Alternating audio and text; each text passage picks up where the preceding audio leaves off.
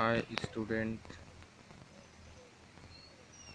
it is our 15th chapter of geography. If we talk about the geography, it is the first chapter of geography and 15th chapter of SST.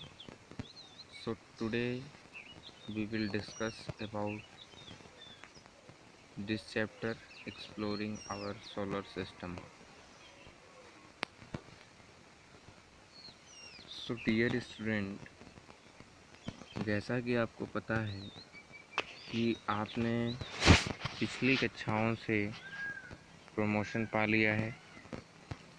5 में पढ़ने वाले student अब 6 में चले गए हैं और 6 की जितने भी सब्जेक्ट्स हैं हम उनकी स्टडी प्रॉपर वे में स्टार्ट कर चुके हैं। सो फर्स्ट ऑफ ऑल हम इंट्रोडक्शन देखेंगे।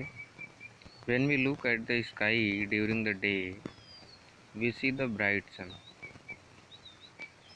यहाँ पर इंट्रोडक्शन में बताया जा रहा है कि जब हम दिन में आसमान में देखते हैं तो हमें चमकता हुआ सूरज दिखाई देता है, लेकिन जब हम रात में देखते हैं तो आकाश हमें बहुत ही सुंदर दिखाई देता है।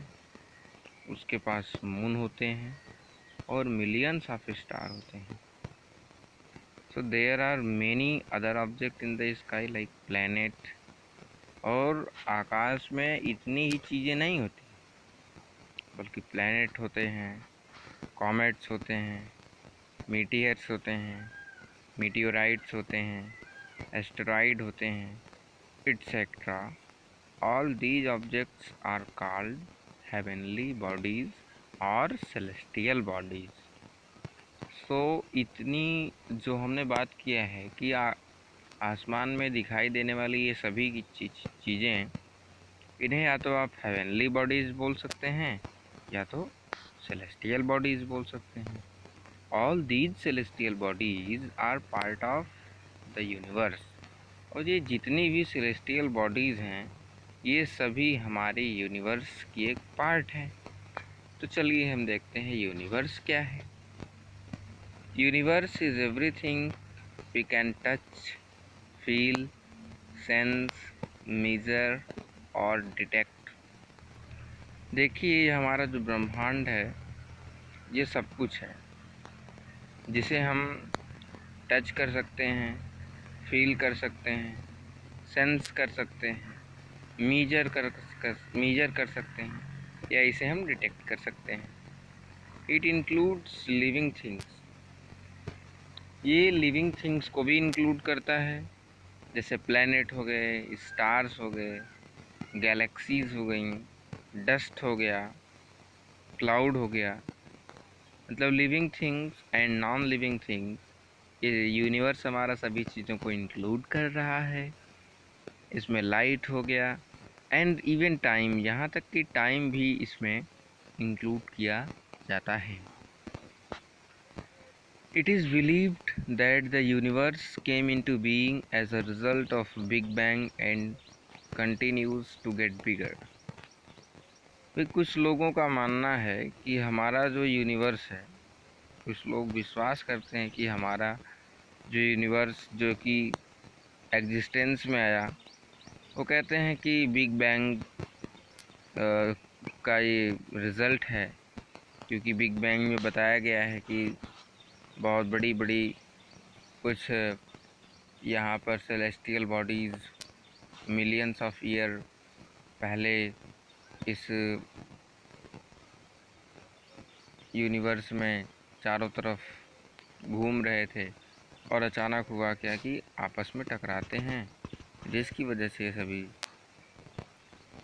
क्रियाएं प्रतिक्रियाएं हुई और इसका फॉर्मेशन हो गया।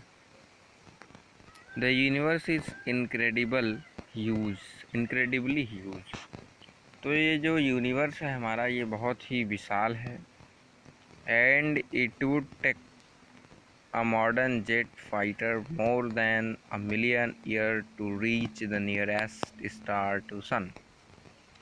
देखिए और कह रहा है कि हमारा यूनिवर्स इतना विशाल है कि अगर एक मॉडर्न जेट फाइटर को अगर यहाँ से उड़ा दिया जाए तो ये भी क्या करेगा। कह रहा है कि more than 1,000,000 year to reach nearest star to sun.